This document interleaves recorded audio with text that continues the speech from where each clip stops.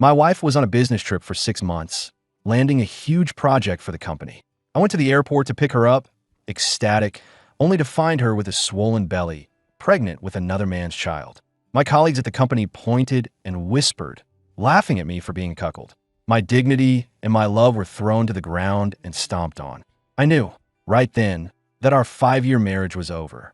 I found out my wife, Sarah, was coming back from her trip today. I ordered a huge bouquet of Juliet roses from a flower shop and rushed to the airport. The project Sarah had secured for our company was incredibly profitable, so a number of senior executives were also there waiting.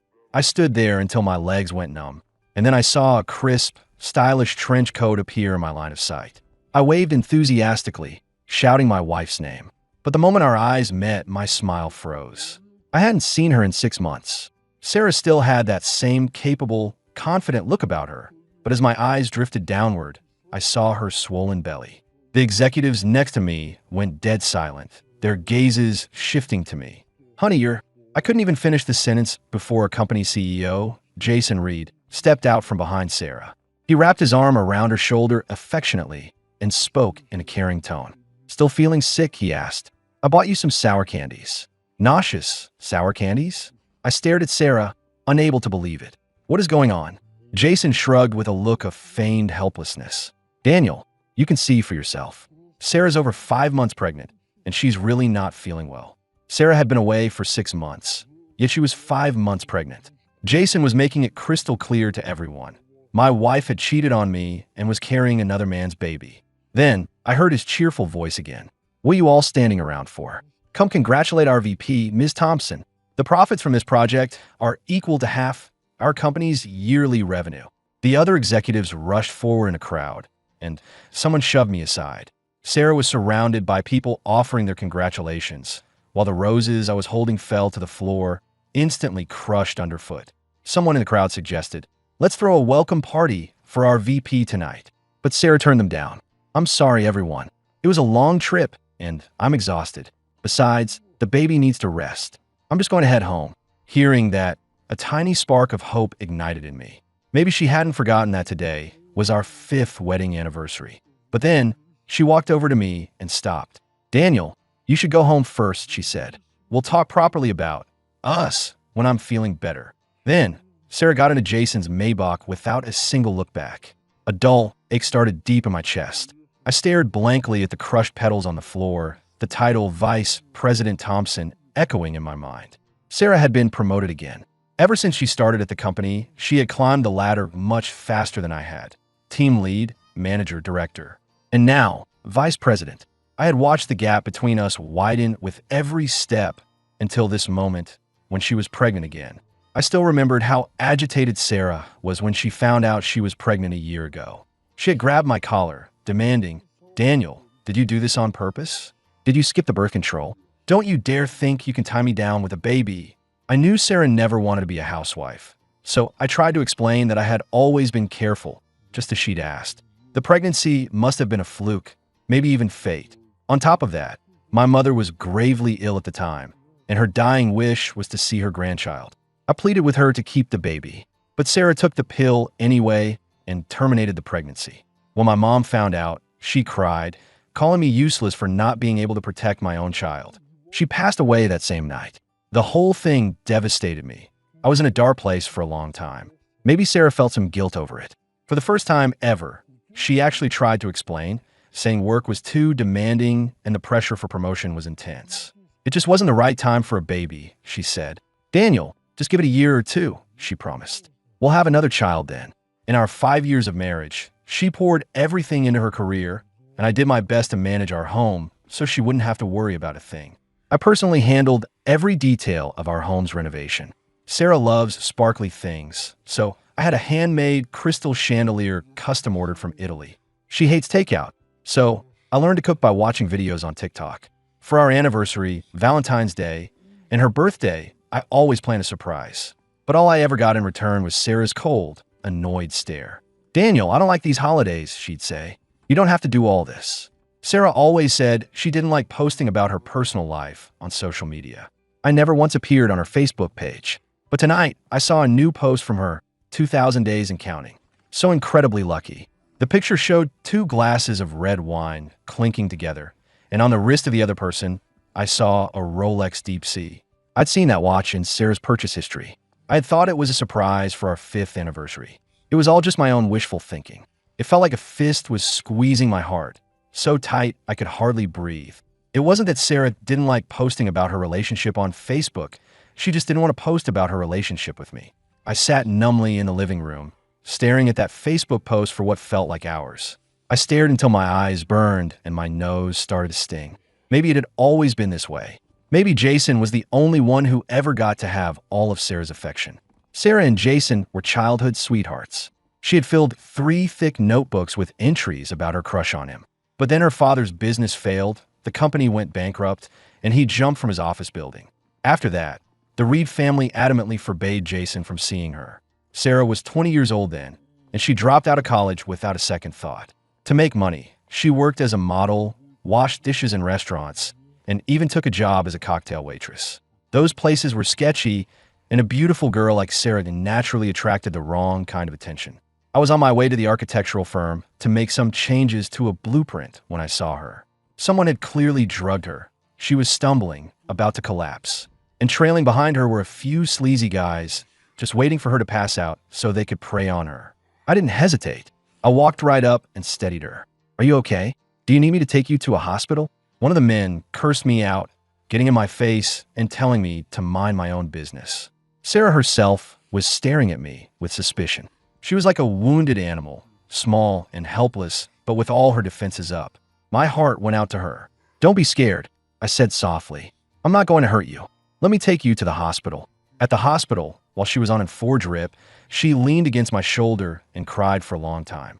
She told me everything about what happened to her family, about her shattered dreams, and all her regrets. The next day, after she was clear-headed, she asked me if I would marry her. I didn't find out until years later that it happened to be the day of Jason's engagement party. All this time, I thought our meeting and getting married was a gift from fate. In the end, I was just an escape route, a way for her to act out in spite. I didn't sleep at all that night, my mind racing with thoughts of Sarah. The next morning, I went to the office with red, swollen eyes. The truth is, I'd thought about it all night and still couldn't make sense of it. I wanted to ask Sarah to her face this morning, what was I to her, really? But when I got to her office, her assistant, Chris, blocked my way. He gave me a smirk full of insinuation. "Daniel, our VP and the CEO are in a meeting. You can't go in." His face was dripping with contempt. I froze, my hands balling into fists, a slight tremor running through them. I forced down the rage boiling inside me and asked, "When will she be free today?" Chris crossed his arms and leaned against the doorframe. "That's a tough one. She's booked solid for the entire day." "Daniel, I'd advise you to get with the program," he sneered. "She belongs to the CEO now. If you just play the part of the good little cuckold, there could be great things in your future." His words triggered a wave of snickering from the nearby desks. No man could hear something like that and not react. My blood boiled over, and before I could stop myself, I punched Chris square in the face. "You son of a bitch," I snarled. "Say that again." Chris was all for show and no substance. My punch sent him sprawling to the floor, crashing into a desk with a loud clatter of office supplies. A moment later, the office door opened, but it was Jason who came out, not Sarah. He frowned at Chris. "What happened to your face? There's no fighting in the office." Hearing this, Chris immediately looked like he was about to burst into tears. "Mr. Reed, you and Ms. Thompson were in a meeting, so I just asked Daniel to wait." The next thing I know, he just hauls off and punches me. I think he knocked a tooth loose. Just then, Sarah emerged slowly from the office, shooting me a disapproving glare. The moment I saw her, my expression soured. Sarah was always so put together, always maintaining her composure no matter what. But today her blouse was on inside out. Chris had been right. She and Jason had been doing God knows what in that office. "I thought I made it clear," she snapped, "that no one was to interrupt this meeting." Seeing Sarah, Chris acted as if a savior had arrived. The grown man actually started to cry in front of everyone. "Miss Thompson, I'm so sorry. I couldn't stop him. He's a team lead, after all, and I'm just an assistant." Before Sarah could say anything, Jason shot me a nasty look and sneered. "Just a team lead, throwing his weight around like this. Very impressive." I cut them off, my gaze locked on Sarah. "We need to talk, like you said yesterday." Seeing her impatient expression, I suddenly felt pathetic, completely stripped of my dignity. 5 years of marriage, I said, my voice low. Even if it's over, I want to end it properly. Jason looked like he was about to start yelling, pointing a finger in my face, but Sarah stopped him. It's fine, Jason. I'll talk to him. Better to get it over with so he doesn't keep causing scenes. We went to the coffee shop downstairs, where Sarah got straight to the point. The baby is due in 5 months, and I want him to have a legitimate name, she said. Let's get a divorce. My hand, stirring my coffee, stopped mid-motion. I had expected this, of course, but hearing the words actually come from her mouth, I couldn't stop my eyes from welling up. Sarah must have thought I was going to refuse, because she pulled a credit card from her purse. There's $2 million on this, she said. Consider it compensation. I looked up, staring silently at the card. I let out a short, bitter laugh. 5 years of my life, traded for $2 million. I wasn't sure if that made me valuable or worthless. I slowly pushed the card back across the table. I don't want it. Sarah's eyebrows shot up in surprise. Daniel, you make $6,000 a month. You couldn't earn $2 million in 20 years. Are you sure you don't want it? When I confirmed my answer, her expression turned to one of disdain. Of course, Jason was right. It's not that you don't want it, you just want more. She rested a hand on her stomach and leaned back in her chair. Fine. What is it you want? I ignored her question and asked on my own. After we divorce, is Jason going to marry you? A flash of anger crossed her face. Of course he is. Jason and his wife have no love between them. He promised me he'd divorce her, she insisted. Besides, I'm carrying a Reed heir. His family is desperate for a grandchild. She looked so happy, already lost in daydreams of her perfect future. I squeezed my eyes shut and said in a shaky voice, fine, you'll get what you want. While I got back to the office, I overheard my own team members whispering. Did you hear? Our VP is pregnant with the CEO's baby. I know, right? Daniel always seemed like stand-up guy, but I guess he's just been living off his wife. Whatever it takes to make a buck these days, right? No shame in it, haha. I walked right into the room, and they immediately shut up. I had always treated my team well. I never thought they'd talk about me like that behind my back. Go on, I said coldly. Why'd you stop? They all looked down, not daring to say another word. If you don't hit your targets this month, you can forget about your bonuses. Then, someone muttered under their breath. You pissed off the CEO. Let's see how long you last as team lead. I walked right up to him and looked him in the eye. If I wanted to, I could outlast you at this company under any circumstances. He understood my threat and immediately started apologizing. Daniel, I'm sorry I was wrong. Please don't fire me. That evening was the company's celebration dinner, and everyone attended. I sat in the audience, watching Sarah glowing on stage, a storm of emotions swirling inside me. The truth was, the moment I decided on the divorce, I knew I couldn't stay at this company any longer. I had, after all, quit my job at the architectural firm and come here specifically to help her. Over the years, we'd worked as a team, and I'd helped her land countless deals, solidifying her position in the company. I always thought that one day she would see and appreciate my quiet support. I never imagined this would be the result. Sarah had probably long forgotten that we had actually met once before, 10 years ago. Back then, I had a more delicate build, and a group of bullies cornered me in an alley to beat me up. Suddenly, Sarah appeared like an avenging angel. She had a brick in her hand, and she chased them all off. What are you crying for? She had said. If they mess with you, you fight back. I've carried the warmth of that memory with me ever since. I decided tonight would be the last time I'd stand by and watch her shine. At one point, I went to the restroom, and there, I overheard Jason bragging to one of his friends. See, man, the old charm still works wonders. I just told Sarah I was still in love with her, and she was ready to sleep with me, even have my kid. You guys have no idea how trashy she is. She used to be a cocktail waitress. Why would I ever marry a woman that dirty? I kicked the door open, grabbed him by the collar, and slammed him against the wall. You bastard. Sarah loves you. How could you do this to her? When Jason saw it was me, he swore. Daniel, what the hell is wrong with you? Your wife cheated on you, and you're still defending her? You're a total simp. Jason had his buddies with him, and I was outnumbered. In no time, they had me on the ground, beating me. As fists landed on me, I suddenly heard Sarah's voice shout, "Stop. What are you all doing?" The moment Jason saw Sarah, he signaled for his friends to stop. I was desperate to tell her what a piece of scum Jason really was, but all I received from her was an icy, hostile stare. That's enough, Daniel, she snapped. I can't believe you'd sink this low. This morning I actually felt guilty, but now I see you're just trying to turn me against Jason. As I watched her walk away without a backward glance, I hung my head in defeat. Sarah, this time, I'm the one who's done with you. The fight at the party became huge gossip, with pictures of it being passed around in all the company iMessage groups. I ended up in the hospital for a few days with a cracked rib. During that entire time, Sarah never called. The day I got out of the hospital, I received a termination notice from HR. The email coldly stated that due to inadequate performance, the company was letting me go. I didn't bother replying. I just went straight to the office. And once again, Chris was there to block the door.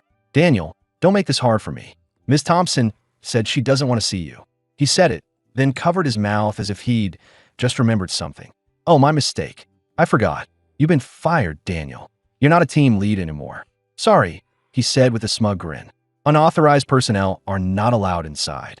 As he spoke, he produced a small cardboard box. It was filled with the contents of my desk. He had the triumphant look of a petty tyrant. Here, I packed it all up for you. Now, take it and get out. But he wasn't really handing it to me. A second later, he let go, and the box crashed to the floor. Oops, he said. My hand slipped. I forced a smile. It's fine. A weak constitution can make your hands shake. It's perfectly normal. Chris was stunned, speechless for a moment. Daniel, who are you calling weak? I didn't have time for him. I shoved him aside and stormed up to Sarah's desk. She was working on some files and didn't even look up. I know you're upset about the company's decision, she said, but you can't deny that you assaulted Jason. Sarah paused, then added, Look, I've done the best I can for you. You'll get a generous severance package. I didn't say a word. I just slapped my own resignation letter down on her desk. Hold on, I said. I came here to say 3 things. First, I'm resigning. I don't want your severance pay. You can give it to whoever you want. Second, if you want that piece of trash, Jason, he's all yours. I have no interest in getting between you two. And third, let's just say I was blind for the last 5 years. Find some time in your schedule so we can finalize the divorce. Sarah clearly hadn't expected me to be so direct. She put down the file she was holding and stared at me, incredulous. Daniel, do you have any idea what you're saying? She asked. The severance package is double the standard amount. Are you sure you want to turn that down? It was tens of thousands of dollars, a significant amount of money, but I really didn't need it. After finishing the paperwork, I stood outside the building and made a call to my old colleague from the architectural firm. Hey, Mark, I said, you know that contract I recommended to you? I've thought it over, and I'm pulling my recommendation. The company's credentials are questionable. I foresee major engineering problems down the line. Back at the firm, I was a lead project designer. My work was good, and the partners all thought highly of me. 3 years ago, when I decided to leave, a lot of the senior partners couldn't understand it. They even offered me a promotion to try and make me stay. But I was completely focused on Sarah, and I threw away my career for her. The day I left, my colleague Mark told me, Daniel, giving up this position for a woman, going to work for one of our clients as a junior staffer. It's a huge waste of your talent. I was young and arrogant back then, convinced that love could overcome anything. I confidently promised my colleagues I'd have the best of both worlds, a great career and a happy family. Look how that turned out. I guess I got what I deserved. But Mark could tell from my voice that something was wrong. He spoke to me like an older brother. Danny, you don't sound right. Are things not going well over there? Why don't you come back to the firm? The partners were just saying the other day that your designs were still the best we've ever had. I laughed bitterly. After all this time, could I even come back? Mark didn't hesitate. He arranged a dinner for me that very night, inviting all the old partners and colleagues who had supported me. After a few drinks, I was feeling emotional and told them everything that had happened. The more they heard, the angrier they became. They couldn't believe Sarah had been so blind. To throw away a good man like me just to be some guy's mistress. They said she'd regret it one day. I don't know if Sarah would ever feel regret, but as I sat there, I certainly did. I, a grown man, sat there crying my eyes out. In the end, my old boss made the call. He told me to get my life in order and report for duty at the firm on Monday. Same position, same salary. I was so moved I couldn't speak. I just picked up my beer and finished it. By the time I got home, it was after midnight. The moment I stepped inside, I saw the living room light was on. Sarah was sitting on the sofa, looking furious. Where have you been? She demanded. Why are you so late? Do you have any idea I've been waiting for 2 hours? I'm starving. I paused for a second, confused. If you're hungry, you should eat. Didn't Jason order you some food? That one sentence was apparently all it took. Tears started streaming down Sarah's face. Daniel, you are unbelievable, she cried. I was pretty drunk, so I just plopped down on the sofa and poured myself a glass of water. Sarah must have thought it was for her, because she reached for it only to watch me drink it myself. Her face darkened with rage. For years, I had treated her like a queen. I'd have her slippers waiting when she got home from work, and I cooked every meal exactly the way she liked it. Because she often had work dinners, I always left a glass of warm honey water on her nightstand. Tonight, I had done nothing for her. After fuming in silence for a long time, she finally deigned to speak. "Fine," she huffed. "Go make me a late-night snack. I'm hungry." I just looked at her. "Well, go on," she snapped. "What are you staring at? A pregnant woman can't be allowed to go hungry, you know." Seeing that entitled look on her face, I was suddenly struck by how utterly ridiculous all my sacrifices over the years had been. After a moment's hesitation, I stood up. Sarah's face relaxed, and she settled back onto the sofa. "Since it's so late, just whip up some sweet and sour pork and maybe some pepper steak. And don't forget to make it extra spicy. It helps with my appetite." But a moment later, she realized I hadn't gone into the kitchen. I had gone into the bedroom. She shot to her feet, furious. "Daniel, what do you think you're doing?" The only answer she got was the sound of the bedroom door slamming shut. I slept better that night than I had in months. Now that I had decided to let go, I would no longer be tormented by her moods, swinging between hot and cold. I would no longer lie awake at night, my chest tight with pain, picturing her and Jason together at the office. The next morning, I woke up with a slight headache. When I came out of the bedroom, Sarah was still sitting in the living room, pouting, but the coffee table was covered with takeout containers of donuts and oatmeal. She was cooing into her phone. "Thank you, Jason," she purred. "This breakfast you sent over is just perfect." I remembered clearly that Sarah hated oatmeal. After hanging up, she ordered me around just like old times. "Go make me some French toast and sausage. I'm hungry." I almost laughed. She still didn't get it. I used to do everything for her because I loved her, not because I was her servant. "There's plenty of food on the table," I said. "Just eat that." Sarah was so shocked that I talked back to her that she slammed her cup down on the table. "Daniel, are you done with this attitude yet?" One thing about me is that when I make up my mind, I don't back down. When I love someone, I'll give them everything without a second thought. But when the love is gone, I cut ties completely. I don't waste time on toxic people or situations. "Don't you have work today?" I asked. "Good. We could go finalize the divorce." With that, I placed the signed divorce papers on the table in front of her. Sarah stared at them, stunned. "What is this, Daniel? What new game are you playing? Weren't you just telling me how you couldn't live without me? And now you're suddenly so eager for a divorce." I nodded. "I've thought it over. You don't love me, so we should go our separate ways. It's better for both of us. And by the way, I bought this house, and I paid for all the renovations. So the house is mine. Everything else, we can split according to the law." After I finished, Sarah let out a cold smirk. "Fine, we'll do it your way. Let's go to the courthouse right now." On the drive there, Sarah was on edge the entire time. She was either yelling at other drivers or screaming at her assistant Chris over the phone for some mistake. The real reason she was in such a foul mood, I knew, was because I wasn't begging her to stay like she'd expected. Sarah was so used to me worshiping the ground she walked on that she couldn't handle me letting go so easily. But her pride wouldn't let her show that she wanted me to fight for her. We went to the courthouse, divided our assets, and signed the papers. The whole process was calm and quiet. It was Sarah who broke the silence, stroking her belly with a triumphant smile. "My sweet baby," she cooed. "Mommy's finally free. Just a little longer, and you'll get to be with your real daddy." I turned to walk away, but I heard Sarah call out behind me, "Daniel, for old time's sake, where are you headed? I can give you a ride." Just then, a black G-Wagon pulled up right in front of me. Mark rolled down the window and gave me a wink. "Daniel, this used to be your ride. Ring any bells?" I sighed, opened the door, and climbed in. "Cut the crap, Mark. Let's just get back to the firm," I said. "I need to finish that draft for the partners in the next couple of days." Mark stared at me, shocked. "Dude, are you trying to set a new record? It's your first day back, and you're already trying to make the rest of us look bad." Everyone at the firm was thrilled to have me back. I had barely walked in the door when my old assistant came up with a folder. "Director Miller, this project was launched last year, but the client has been unhappy with every design we've proposed, so it's been on hold. Now that you're back, they've specifically requested you to take over as lead designer." I took the folder and nodded. "All right, I'll discuss it with the partners this week." "Director Miller," she continued, "several construction firms want to take you to dinner tonight. Should I accept or tell them you're unavailable?" I glanced over at Mark, who was grinning from ear to ear. "The partners think the world of you," he said. "The minute you said you were coming back, they started spreading the word that a legend was returning to the firm." They even sent out a press release listing all your awards and high-profile projects. They're rolling out the red carpet for you. All those contractors who depend on us for work are obviously dying to meet the firm's legendary designer. To be honest, I'd rather just focus on my work. I hate these kinds of schmoozing events. I was about to say no, but then I saw a familiar company name on the list. I'm the kind of person who believes in settling scores. If someone wrongs me, I can't rest until I pay them back. So I took the list. All right, I said, let's go out tonight.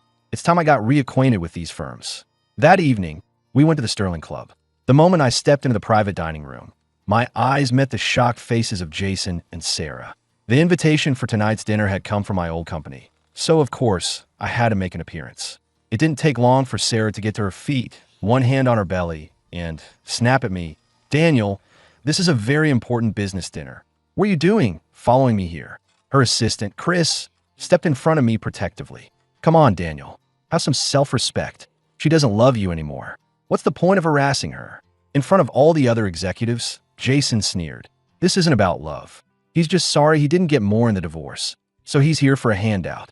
He then tossed his checkbook on the table. "Hey," he said, his voice dripping with arrogance. "Name your price. I'll write you a check right now. Then take it and get the hell out." Sarah looked mortified. The other people at the table seized the opportunity to suck up to Jason. "You're a bigger man than most, Mr. Reed. Truly generous, unlike some people." Just as they were about to throw me out, Mark walked in. Jason immediately shot to his feet to greet him. "Mark, good to see you. But where's the new director from the firm? Is he not coming?" Mark looked confused for a second, then pointed at me. "He's right here." "Daniel, what are you doing standing there? Come on, sit down. You're the guest of honor tonight." The entire table was stunned into silence. Sarah was the first to speak. "Daniel is the big shot designer the firm hired? That's impossible." Mark, oblivious to the tension, poured me a glass of wine. "Why not?" he said. "Daniel was always one of our best designers." The partners thought he had a limitless future ahead of him. Mark was clearly still sore about it. But then, for some woman, he threw it all away. Quit the firm to go work at some small-time contractor. And you'll never guess what happened next. His idiotic wife went and had an affair with a married man and got pregnant with his kid. Everyone at the table just stared at each other, completely silent. Mark finished with a flourish. "Tell me, what kind of blind fool would do something like that?" The executives' faces turned pale. All they could do was mumble in agreement. Yes, a terrible kind of woman." I calmly picked up a piece of steak with my fork and took a bite, not bothering to look at Sarah's frozen expression. The rest of the dinner was excruciatingly awkward. At one point, Chris tried to offer me a toast. "Director Miller," he stammered. "You're a true rising star. To you. Normally, you're supposed to be polite and accept the toast." But I just couldn't bring myself to drink with him. I gave him a smile that didn't reach my eyes. "No, thank you. I wouldn't dare accept a drink from you, Chris." Mark finally caught on that something was up. He mouthed the words, "Bad blood." I set down my glass, a cold smirk on my face. "The pregnant woman over there," I said quietly, "is my ex-wife. And the man sitting next to her is the guy she cheated on me with." Mark's jaw dropped. "Holy crap," he whispered. "The affair partner." At his words, everyone else at the table immediately looked down at their plates, not daring to speak. Jason's hand was clenched so tightly around his glass his knuckles were white. After a long moment, he forced a smile and stood up. "Director Miller, what happened before was our mistake. I'll drink 3 glasses to apologize. Please be the bigger man and don't hold it against me." With that, he tilted his head back and downed his drink. For a CEO to publicly abase himself like that was a big deal. But I wasn't finished with him yet. I smiled, a humorless, chilling expression. "Mr. Reed, that's not quite right. Having your friends beat me up at the party, that's not something that can be fixed with a few drinks, is it?" Mark couldn't contain himself. He slammed his hand on the table. "Holy hell, the other man beat up the husband? That's insane." Jason gritted his teeth, glaring at me for a long moment before setting down his glass. "It was a misunderstanding," he said through clenched teeth. "But since you're still upset, I'll slap myself a few times. Maybe that will make you feel better." And then he actually did it. He slapped himself across the face. The sharp crack of the slaps echoed, startlingly loud, in the quiet room. Sarah's eyes were red with tears, and the look she gave me was pure hatred. "Enough," she screamed, slamming her hands on the table as she shot to her feet. "Daniel, we came here to talk business, not to be subjected to your personal vendetta." Jason, who hadn't stopped, shot her a cold look. "Sarah, sit down. is that any way to speak to Director Miller? Most of his company's biggest contracts depended on my firm. He couldn't afford to get on my bad side. Humiliated, Sarah covered her mouth and ran out of the room. Jason didn't even glance her way. Director Miller, he said to me, don't pay any attention to her. Let's keep eating. If you're not satisfied yet, I can keep going. I hadn't intended to humiliate anyone. This was simply about getting even. But just a few moments after Sarah ran out, we heard a scream from the hallway. Oh my God, a pregnant woman just fell. There's so much blood. I frowned and started to get up to see what was happening. But Jason just scoffed. Director Miller, ignore her. She's just pulling another stunt to get attention. Let's just keep eating. I got up and went out anyway. It wasn't because I still had feelings for Sarah. It was just basic human decency. I couldn't have sat there eating, even if it had been a complete stranger who had fallen. Mark and I ran out into the hall to see Sarah on the floor in a pool of her own blood. A crowd had gathered, but no one was doing anything to help. Jason, she was crying. Jason, help me. Sarah was terrified, begging Jason through her tears to take her to the hospital. But Jason was just embarrassed. He started yelling at her. Damn it, what is wrong with you? Making a scene like this in public. You're a total embarrassment. Sarah lay there on the floor, covered in blood. In the end, I was the one who called 911 and got her into the ambulance. But we were too late. By the time we got to the hospital, the baby was already gone. Because she was 5 months along, they had to induce labor. But she hemorrhaged during the procedure, and they had to perform an emergency hysterectomy. She would never be able to have children. When Sarah woke up, she touched her flat stomach and began to sob. My baby, she cried. My baby. Seeing her so devastated, I couldn't help but remember the cold, detached look on her face a year ago when she had taken the pill to get rid of our child. Now that she was at the hospital, my part in this was over. But as I turned to leave, Sarah asked, did he come to see me? My face was a blank mask. No, I said. Then I walked out of the room. Behind me, I could hear Sarah's choked sobs. I'm sorry, she cried out. I paused, my hand on the door. Daniel, she wept. I'm so sorry. In the past, no matter how badly Sarah had hurt me, all she had to do was cry and apologize, and I would forgive her. But not this time. I just said, my voice flat, I covered the hospital bill. It was a little over $6,000. Make sure you pay me back. I'm sorry, it wasn't a real apology. A real apology would be for her to feel the same pain that I had. Needless to say, the partnership with Jason's company was terminated. His company lost a massive contract, and Jason spent his days throwing tantrums at the office. The main target of his rage, of course, was Chris. He made one tiny mistake, and Jason used it as an excuse to scream at him and then fire him on the spot. Chris didn't want to go, so he went to Sarah for help. The result? Not only was Chris fired, but Sarah was demoted. She went from the glamorous vice president to a lowly team lead, the position I used to have. An old colleague made a point of telling me all about it. Now that Sarah had no power, everyone at the office treated her like dirt, constantly sabotaging her work. And Jason, of course, went back to his old ways. He quickly moved on to a younger girl at the company. Before long, there was a new pregnant woman in the office. Sarah couldn't accept it. She confronted Jason again and again, demanding that he divorce his wife and marry her. All she got in return were his looks of disgust. One day, I was on my way to a meeting, and while I was stopped at a red light, I happened to be right outside the Reed Court building. I saw a huge commotion at the entrance. A group of women were screaming at Sarah, pulling her hair and hitting her. They were calling her a shameless homewrecker for sleeping with a married man. Sarah, defiant, yelled back that she and Jason were childhood sweethearts, that it was true love. For that, Jason's wife slapped her hard across the face. When they were done with her, the wife and her friends left.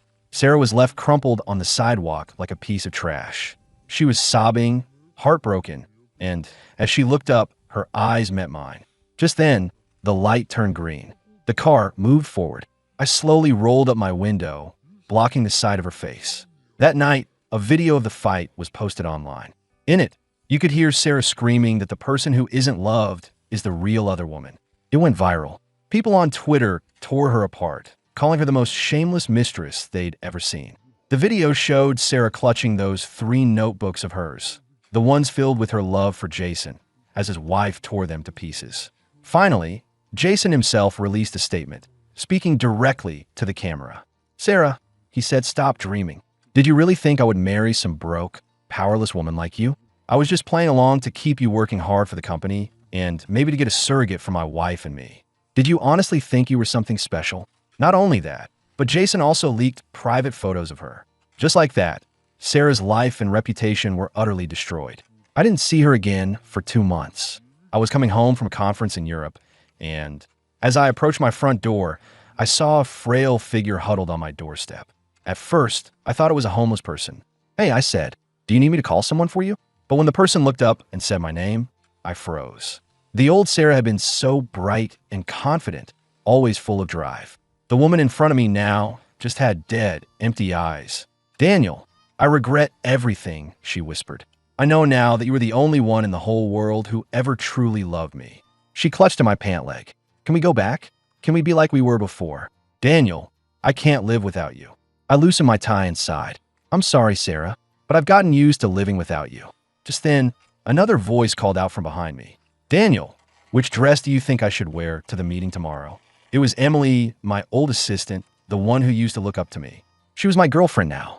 The moment Sarah saw her, she flinched. "How could you?" Sarah shrieked. "How could you move on so fast? Daniel, you told me you loved me more than anything." She started sobbing hysterically, which scared Emily, who ducked behind me. "Daniel, who is that?" Emily whispered. I ushered her inside, and as I closed the door, I said, "Nobody, just some crazy woman." Emily was still shaken. She didn't seem well. "Maybe we should call someone or get her something to eat." I gently stroked her hair. "Don't worry about it," I said. "She'll be gone by morning." Tomorrow would be a new day, and a new story for Emily and me was just beginning.